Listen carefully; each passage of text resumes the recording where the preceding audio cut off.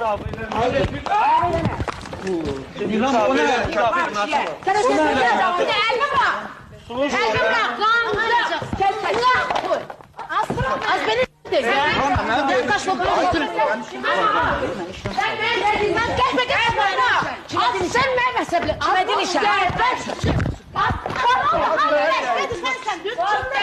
Ay, sürmelere sakın. Çık sen bayrağı. Kime dinişem? Kime kıyafet yok? Kime dinişem? Sen kime dinişem? Sen zındır. Kime dinişem? Sen alındır.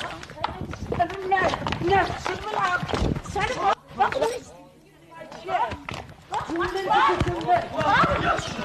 Bizimle var. Var. Telefon ver bana. Gel kimi çağır. Sen oku burada. Telefon ver bana.